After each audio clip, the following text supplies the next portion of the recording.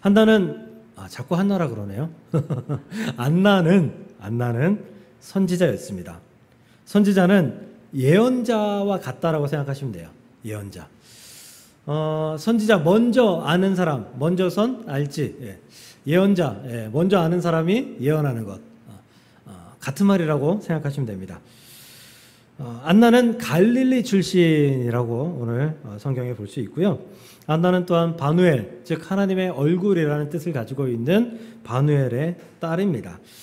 예수님도 갈릴리 출신이었죠. 꼭 이런 분들이 있어요. 예수님 베들레헴 출신 아닌가요?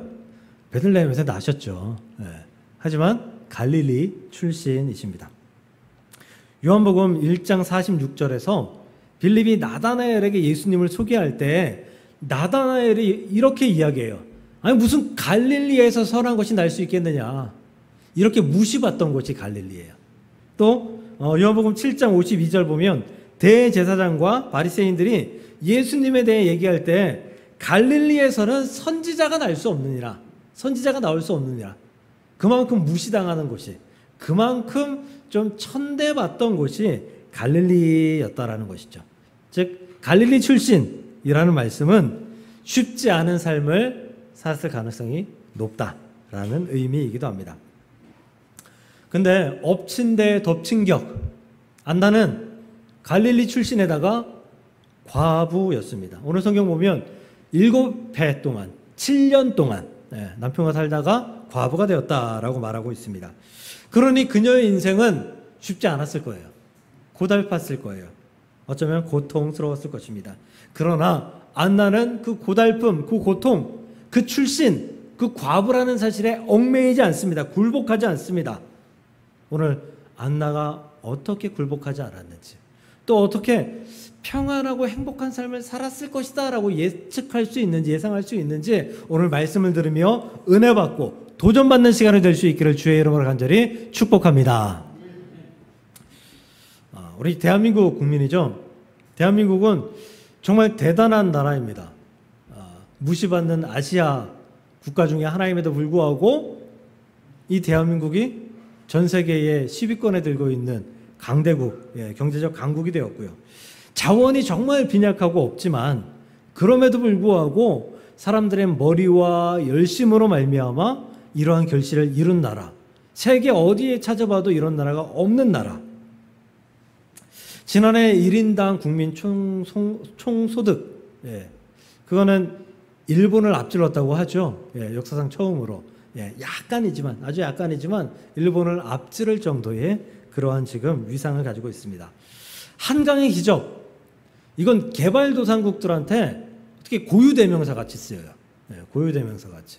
정말 기적이라는 말이 어울리는 그러한 나라가 대한민국이다라고 볼 수 있습니다.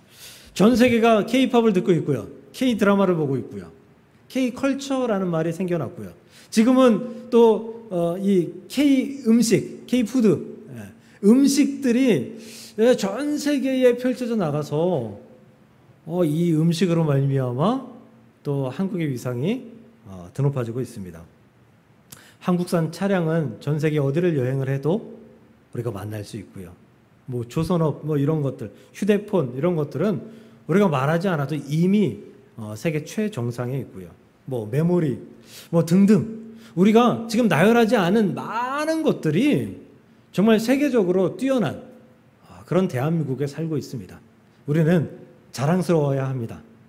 그런데 그 이면에 어두움이 있다는 사실도 기억해야 됩니다. 그중 하나가 자살률이죠. 우리 이런 얘기 많이 듣죠. OECD 국가 중 자살률 1위, 독보적인 1위. 이 물질 만능주의와 이 급속한 성장은 빈부의 격차를 더 크게 만들었고요. 이 빈부의 격차가 크게 되고 사람의 어떤 그 계급 제도가 있지는 않지만 마치 계급이 있는 것 같은 그런 세상에 살다 보니까 패배감에 젖어들어 살아가는 사람들이 굉장히 많아요. 그래서 자살로 이어지는 경우들이 많아지죠. 이러한 패단은 모든 이 한국의 그런 국민들 또 기관들에게 있지만 특히 교회에게도 큰 책임이 있다는 사실을 우리는 알고 각성해야 합니다. 교회는 이러한 사회적 악습을 그냥 두고 봐서는 절대 안 됩니다. 이런 일에 앞장서는 교회들이 많아야 되고요. 이러한 폐단들을 바라보고 이것을 위해 기도하는 교회들이 많아져야 된다고 생각합니다. 왜냐하면 예수님도 그저 복음만 전하러 다니지 않으셨거든요. 예수님이 다니실 때 무엇 하셨습니까? 복음만 전하셨습니까? 아니잖아요.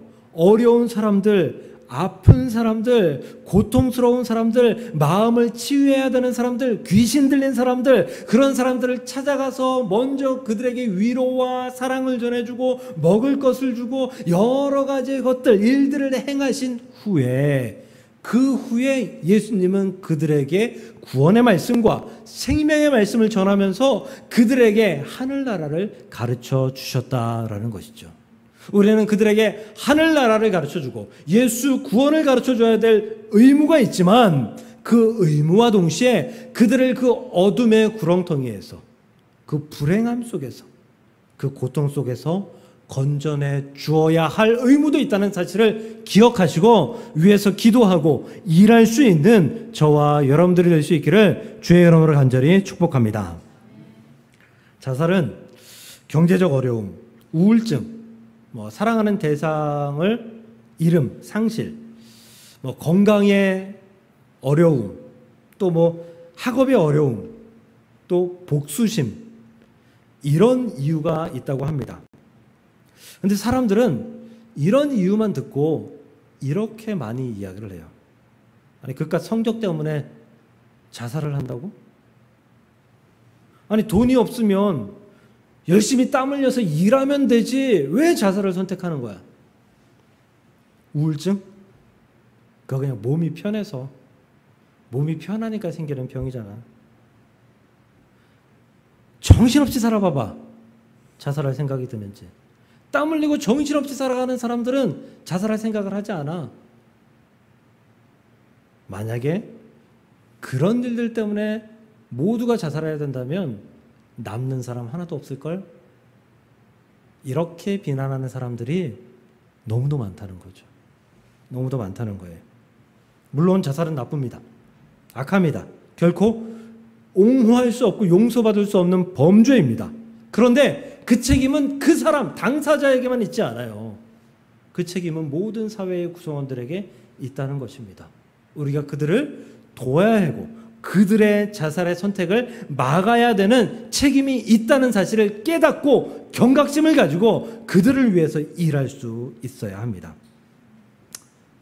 제가 결혼하기 전 한 20여 년 전쯤에 한 집사님한테 전화를 받았습니다. 이분은 우울증과 공포심이 가득한 분이었어요.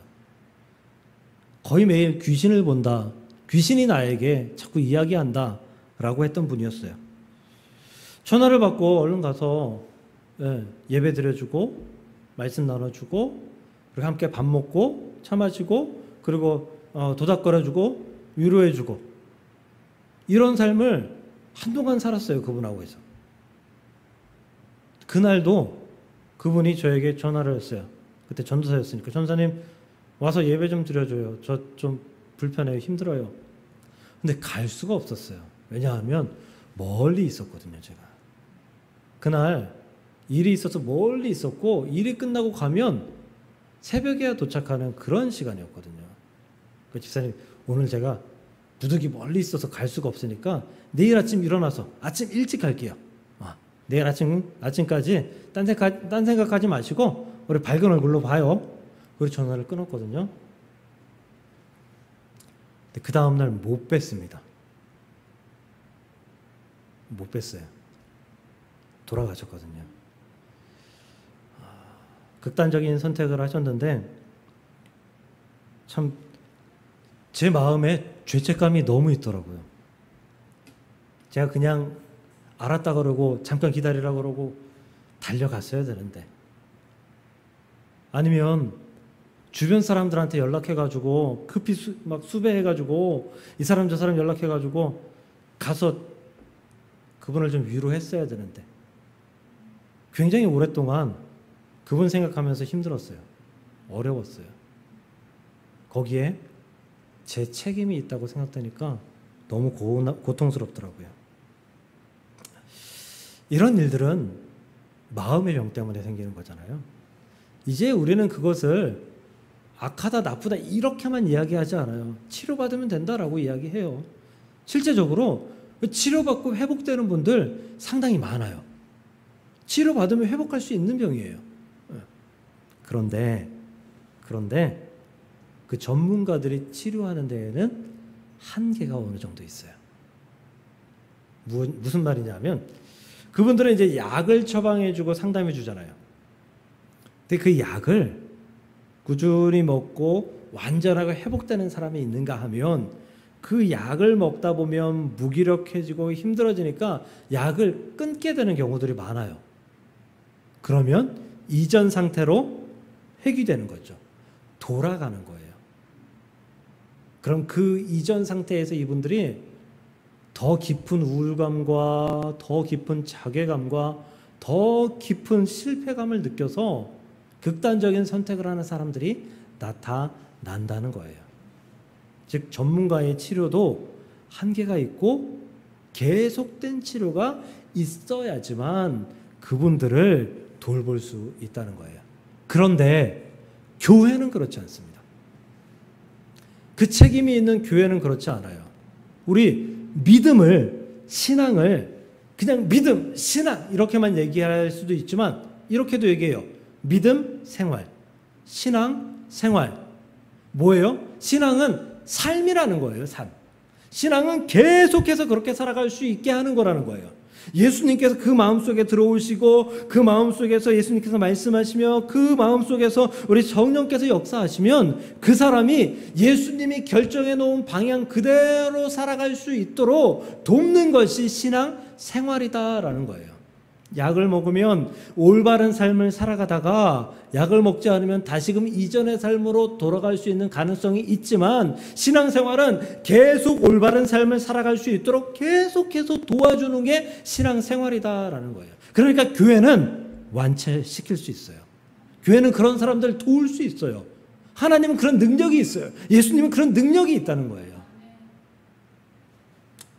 어두운 사회적 단면을 영구히 해결할 수 있는 방법이 교회에 있다는 것입니다. 그러므로 사랑하는 성도 여러분, 우리가 이 일에 앞장서기를 축복합니다. 어두운 사람들을 그냥 보고 지나치지 않기를 소망합니다. 그들에게 손 내밀어 주는 것, 그냥 한번 허깅하는 것, 어깨를 두드려 주는 것, 이거 한 번만으로도 그 사람의 생명이 연장될 수 있다는 사실을 기억하시고 돕고 사랑하고 축복하고 위로하는 자들이 될 수 있기를 주의 이름으로 간절히 축원합니다. 그렇다면 우리 어떻게 해야 되냐? 우리 그렇게 해야 된다는 건 알지만 우리 과연 어떻게 해야 되냐가 문제잖아요. 오늘 주인공 안나가 교본입니다. 교본이에요. 안나는 과부죠. 과부. 당시의 과부는 한마디로 인생에서 실패한 사람이었어요. 실패한 사람. 할 수 있는 일도 없고 많은 일들의 제약이 있고 할 수 없고 심지어 당시에 남편이 죽으면 과부들 역시도 생매장되는 경우들이 있어요. 그런 관습들이 있는 곳들이 있었어요. 중동에. 우리나라에도 예전에 그런 관습이 있었잖아요.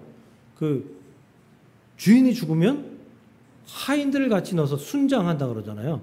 하인들 살아있는 채로 생매장하는 그런 풍습이 중독에 아직도 남아있다고 합니다.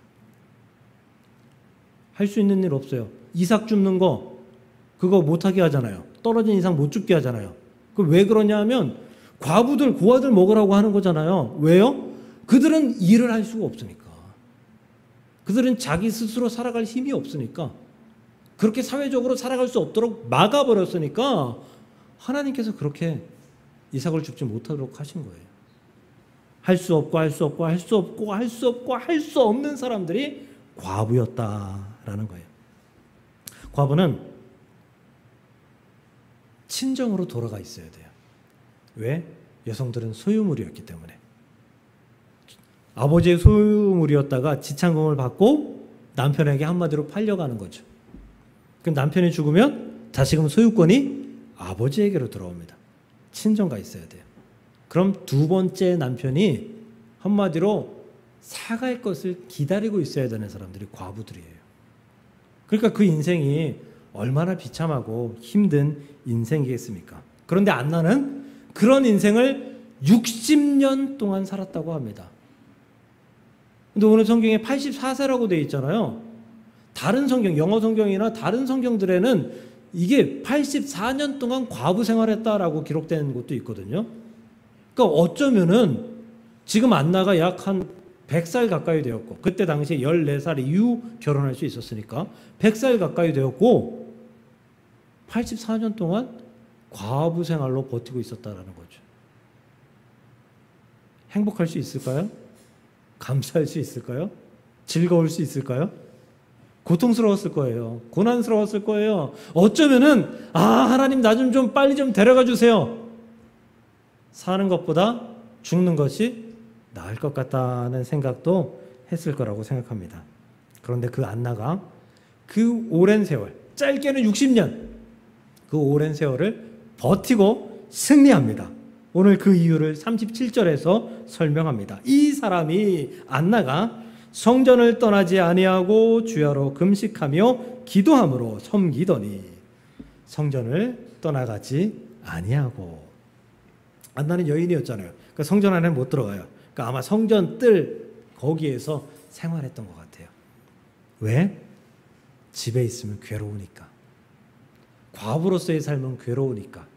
과부로서의 삶이 아니라 선지자로서의 삶, 그 성전 안에서의 삶, 성전 뜰 앞에서의 그 삶이 그에게 더 행복한 삶이니까 거기 나와서 생활했다라는 거예요. 사랑하는 성도 여러분, 우리 하나님과 함께하는, 성전과 함께하는, 교회와 함께하는 삶이 축복의 삶인 줄 믿으시길 바랍니다. 그 교회와 함께하는 삶이 여러분의 삶을 어두움에서 밝음으로, 행복으로, 은혜로 이끌어 줌을 믿으시고 교회와 함께하는 삶을 살아갈 수 있기를 주의 이름으로 간절히 축복합니다. 저는 집돌이입니다. 집을 좋아합니다. 밖에 나가는 거 별로 안 좋아해요. 뭐 특별히 하는 것도 없어요. 그냥 소파에 앉아서 TV를 보거나 휴대폰 하거나, 아니면 뭐 일이 있으면 컴퓨터 켜놓고 일하거나, 뭐 책 보거나, 이게 제가 하는 집에서의 거의 대부분의 일이에요. 근데 집에 있는 게 좋습니다. 밖에 나가면 처음엔 좋아요. 사람들 만나는 거. 그런데 시간이 어느 정도 지나면 머릿속에 이런 생각이 들어옵니다. 언제 집에 가지? 이거 안 끝날 것 같은데 무슨 핑계를 대고 집에 갈까? 이런 생각이 머릿속에 들어올 때가 많습니다. 밖에서 괜히 에너지 소비하는 것보다 집에 앉아서 쉬는 게 훨씬 더 저에게 유익하다라고 느끼고 정말 저에게 더 유익하기 때문입니다. 신앙생활도 비슷하다는 거죠. 여러분에게 유익한 것이 무엇입니까? 여러분이 집에 앉아있는 것보다 교회에 나와서 기도하고 예배하는 것이 훨씬 더 유익하다는 것을 우리 알고 있지 않습니까? 그러므로 그 유익함 앞에 나아갈 수 있는, 교회 앞에 나아갈 수 있는, 안나처럼 교회에서 생활할 수 있는 저와 여러분들이 될 수 있기를 축복합니다. 제가 여러 번 말씀드렸어요. 제가 일주일 내내 화, 수, 목, 금, 토, 토요일도 5시까지 여러분한테 그 문자 보낼 그 시간까지 사무실에 앉아 있어요. 굳이 안 나와 있어도 돼요. 안 나와 있다고 해서 저한테 뭐라고 하실 분 한 분도 없어요. 그냥 제 할 일만 잘하면 돼요. 근데 굳이 나와 있어요. 왜요? 집에 있으면 기도를 안 해요. 집에 있으면. 아니, 기도하려고 하는데도 안 해요. 안 돼요. 안 되더라고요. 제가 좀 이상한 건지 모르겠지만 저는 집에서 기도가 안 돼요. 교회 와야지 기도가 되더라고요. 죄송하지만 우리 성도님들 집에서 기도가 잘 되나요? 노코멘트 하십시오. 그러니 교회 나와서 기도해 주시길 부탁드립니다. 제가 굳이 나와 있는 이유는 기도하기 때문이에요. 기도하려고. 저기 있으면, 저기 앉아 있으면 이 시간 기도해야 될 시간이지 하고 접고 나와서 앉아서 기도합니다. 그때 문 딱 걸어 잠그고 불 다 끄고 기도합니다. 기도 잘 돼요. 잘 돼요. 어떤 날은 30분, 1시간 이상 기도를 해도 더 기도가 나와요. 잘 돼요. 근데 집에서는요, 기도하려고 앉아있으면요, 5분이 안 돼요. 안 돼요. 당최 안 되더라고요. 그래서 집에서 하는 기도는 밥 먹을 때 하는 기도, 그거 외에는 거의 안 하더라고요. 교회 나오면 기도하기 쉽지 않습니다. 나오지 않으면 기도하기 쉽지 않습니다. 교회에 나오지 않으면 믿음을 지키기 쉽지 않습니다. 찬양도 그렇습니다.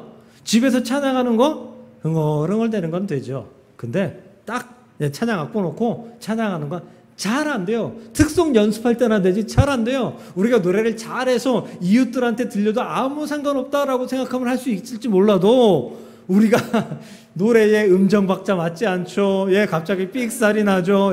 그러면은 주변에서 항의할까봐, 소음이라고 항의할까봐 노래도 잘 못해요.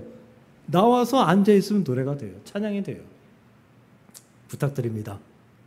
안나처럼 교회 나와서 기도하고 찬양하고 생활할 수 있기를 축복합니다. 믿음을 지키기 위해서 삶의 목적과 이유를 잃어버리지 않기 위해서 그리고 살아가기 위해서 교회에 나올 수 있는 저와 여러분들이 될 수 있기를 주님의 이름으로 간절히 축원합니다. 저는 그 유튜브 보거든요. 보다가 재미있는 영상을 하나 봤어요. 쌍둥이에요. 이제 결혼한 쌍둥이인데 앞모습을 봐도 저는 구분을 못 하겠더라고요. 얼굴도 똑같고 머리 모양도 똑같고 몸매도 똑같고 입은 옷도 똑같고 구분이 안 돼요. 근데 어떤 영상이냐 하면 그 두 사람을 뒤돌아서게 해놓고 남편들 있잖아요. 두 사람의 남편. 두 사람의 남편한테 자기 아내를 찾게 하는 거예요. 5번을 실험하는데 한 사람은 5번을 다 찾더라고요. 뒷모습만 보고. 한 사람은 4번을 찾고 1번은 실패했어요. 근데 이해가 돼요. 왜냐하면 뒷모습을 보고 찾는데 그 실패할 때 뒷모습에 그 뒷머리 모양 이렇게만 있고 그 다음에 거의 박스로 망토같이 망토를 입고 있었거든요. 그러니까 몸매도 안 보이고 손도 안 보이고 아무것도 안 보이는 거예요. 그러니까 못 찾을만 하죠. 근데 처음 찾을 때 이 남자가 어떻게 찾냐 하면 그냥 저기서 달려 나오자마자 자기가 아내라고 생각하는 사람들을 뒤에서 안고 이렇게 들어 올리더라고요. 그게 만약에 처제였으면 이거 굉장히 실례잖아요. 근데 100% 확신이 있으니까 가서 아는 거예요. 무슨 얘기냐? 내가 집중하고 내가 관심 있고 내가 늘 생각하고 내가 늘 바라보는 사람은 한 번에 보면 알 수 있다는 거예요.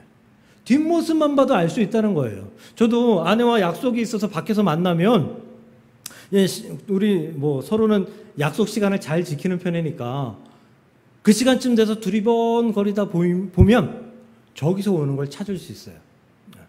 저는 주로 좀 일찍 나가는 편입니다. 찾을 수 있어요. 저기 멀리서 있는데 찾을 수 있어요. 예뻐서 찾을 수 있다, 키가 커, 이거 아니에요. 그냥 제 아내니까 찾을 수 있어요. 저기 멀리 있는데 다른 사람들은 이렇게 좀 블러 처리한 것처럼 희미하게 보이고 저 사람만 선명하게 보여요. 저 사람보다 키 큰 사람들 많아요. 근데 선명하게 보여요. 찾을 수 있다고요. 왜? 제 생각이 거기에 집중되어 있으니까. 제 관심이 거기에 집중되어 있으니까 선명하게 보이고 쉽게 찾을 수 있다는 거죠. 여러분들도 그렇지 않나요? 여러분들이 관심 있는 사람은 쉽게 알아보죠. 쉽게 찾아볼 수 있어요. 저는 연예인에 대해서 전혀 관심이 없어요. 어릴 때부터 전혀 관심이 없어요. 그 군대에서 내무반에서 그 아이돌들, 그 여자 아이돌들 막 노래하고 그러면은 막 열광을 하잖아요. 저는 그것도 본 적이 없어요. 관심이 없어요, 전혀. 그래서 연예인들이 지나가고 연예인들이 어디 있고 저 목동에 연예인들 많이 나오거든요. 저는 지나가면서도 그냥 잘 보지도 않고 그리고 있어도 저 사람이 몰라요. 근데 저희 아내는 바로바로 알더라고요. 바로바로 알아요. 물론 다 아는 건 아니지만 옛날 사람들만 알지만 알더라고요. 관심이 있으니까. 생각이 있으니까. 여러분들도 그럴 거예요. 안나가 지금 앞에 성경을 보면 시므온이라는 사람하고 같이 있어요. 시므온 앞에 누가 나타나냐 하면 예수님의 어머니와 아버지가 예수님을 안고 나타나요. 시므온이 예수님을 보고 메시아인 줄 압니다. 안나는 시므온이 메시아라고 하니까 그래요? 메시아예요? 이러고 안 게 아니에요. 안나 역시 그를 딱 보고도 메시아인 줄 알았어요.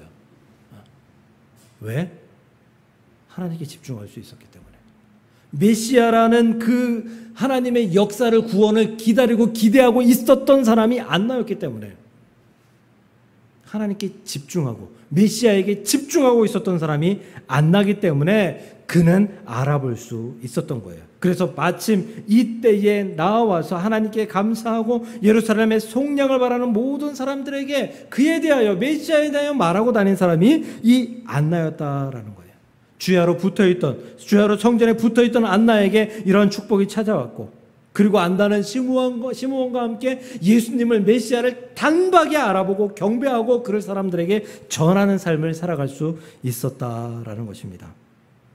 안나의 삶의 중심은 오직 하나님, 메시아였다. 거기에 초점이 맞춰져 있었다라는 것이에요. 성경을 보면 하나님의 임재에 각각 다른 반응하는 사람들이 있어요. 먼저 하나님의 임재에 올바르게 반응하는 한 사람, 사무엘입니다.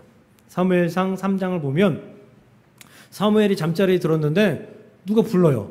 그래서 엘리제 사장한테 가죠. 저 불렀습니까? 엘리제 사장이 아니래요. 두 번째, 세 번째 갔는데 아니래요. 불렀는데 아니래요. 세 번째 엘리제 사장이 가르쳐 주잖아요. 그거 하나님께서 부르시는 것 같으니까 주여 여기 내가 있사오니 내게 말하소서, 말하라는 거예요. 사무엘이 그대로 하나님의 임재 가운데에 주여 말씀하소서 응답합니다. 그때 하나님께서 이렇게 말씀하셔요. 보라, 내가 이스라엘 중에 한 일을 행하리니 그것을 듣는 자마다 두 귀가 울리리라. 내가 너를 통해서 한 일, 중요한 일을 행할 것이니까 너 기다리고 있어라. 너 그 일에 쓰임받을 것이다 라고 말씀하고 있는 거예요. 하나님의 임재를 기다리고 있고 하나님의 임재를 깨닫는 자가 어떠한 삶을 살아갈 수 있는지 사무엘을 통해서 우리는 알 수 있잖아요. 이후에 사무엘의 삶이 어떻습니까? 하나님 앞에 단 한 번도 흐트러지지 않고 올바른 삶을 살아가는 사람이 사무엘 아닙니까? 하나님의 임재 가운데 올바로 응답하는 사람 사무엘. 그런데 하나님이 임재하셨음에도 불구하고 올바르게 응답하지 않는 사람이 성경에 나타나요. 누구냐? 솔로몬이에요. 처음에는 일천번제를 드리고 하나님의 임재 가운데에서 하나님께서 주시는 지혜를 받고 행복해하죠. 그리고 너무나 많은 축복을 받아요. 이스라엘을 정말 역사상 그 어떤 때보다도 부강한 나라로 만드는 사람이 솔로몬입니다. 그런데 그 부강함이 솔로몬을 망치게 되죠. 솔로몬이 이웃나라와 교역하고 화평을 이루기 위해서 계속해서 이웃나라의 공주들과 결혼을 합니다. 그래서 솔로몬의 부인이 몇 명이었다? 약 1,000명이었다. 예, 하루에 한 명씩만 만나도, 끼니마다 한 사람씩 만나도 1년이 다 지나가도, 겨우겨우 만나는 거예요. 저 같으면 얼굴도 기억 못할 것 같아요. 그 1,000명이 들어오면서 이방신을 가지고 들어오잖아요. 솔로몬이 그 이방신의 신당을 만들어주고요. 근데 그걸로 끝나지 않아요. 신당을 만들어주고 그 부인들과 함께 신당에 가서 예배합니다. 제사드립니다. 절합니다. 우상을 섬겼다라는 거예요. 그때 하나님께서 열왕기상 19장 9절에서 11절 사이에서 나타나셔서 이렇게 말씀하셔요. 솔로몬이 마음을 돌려 이스라엘의 하나님 여호와를 떠남으로 여호와께서 그에게 진노하시니라. 여호와께서 일찍이 2번이나 그에게 나타나시고 이 일에 대하여 명령하사 다른 신을 따르지 말라 하셨으나 그가 여호와의 명령을 지키지 않았으므로 여호와께서 솔로몬에게 말씀하시되 내게 이러한 일이 있었고 또 내가 내 언약과 내가 내게 명령한 법도를 지키지 아니하였으니 내가 반드시 이 나라를 내게서 빼앗아 내 신하에게 주리라. 결국 이스라엘은 솔로몬 이후에 왕국이 분열되죠. 북왕국 이스라엘과 남유다로. 하나님께서 이렇게 선포하셨기 때문에 이루신 것입니다. 하나님이 임재하셨는데 솔로몬은 그 임재를 달가워하지 않았어요. 기다리던 임재가 아니었던 거예요. 외면하고 싶었던 임재였던 거예요. 그러니까 듣고도 임재를 보고도 못 본 척한 거예요. 그 결과 악한 결과를 낳았던 것이죠. 하나님의 임재를 기다리는 자와 기다리지 않는 자, 하나님의 임재 가운데에서 하나님의 역사를 사모하는 자와 그렇지 않은 자의 삶의 결론이다라는 것입니다. 어떤 삶을 선택하시겠습니까? 하나님의 임재를 기대하고 기다리며 그 임재가 나타났을 때 잡을 수 있는 저와 여러분들이 될 수 있기를 주의 이름으로 간절히 축복합니다. 말씀을 정리합니다. 안나는 실패한 인생이었어요. 실패한 인생이 충분히 될 수 있었어요. 그런데 그것으로 끝내지 않았습니다. 그녀가 할 수 있는 일이 무엇인가 살폈고 그 할 수 있는 일에 매달렸습니다. 그녀는 성전에 붙어있는 삶을 살았고요. 그곳에서 금식하며 기도하는 삶을 살았습니다. 그리고 결국은 하나님의 임재를 체험하여 메시아를 만나고 메시아를 전하는 삶을 살게 되었습니다. 누구나 실패할 수 있습니다. 누구나 낭망할 수 있습니다. 좌절할 수 있습니다. 누구나 인생의 나락을 체험할 수도 있습니다. 하지만 누구나 낙심했다고 해서 포기하지는 않습니다. 모든 사람이 낙심했다고 해서 포기하지 않아요. 정말 승리하는 사람은, 정말 성공하는 사람은 낙심 가운데 있었지만 거기서 머무르지 아니하고 자신이 할 수 있는 일을 찾으며 견디며 하나님 앞에 올바로 서기 위해서 애쓰는 그 사람이 결국 승리하고 성공한다는 사실을 기억하시기를 바랍니다. 안나가 그러한 삶을 살았습니다. 여러분들이 안나와 같은 삶을 살아주시기를 부탁드립니다. 그리하여서 여러분들이 복되고 교회가 복되고 나아가 전 세계가 모든 사람들이 복된 그런 세상을 만들어줄 수 있는 저와 여러분들이 될 수 있기를 주님의 이름으로 간절히 축복합니다.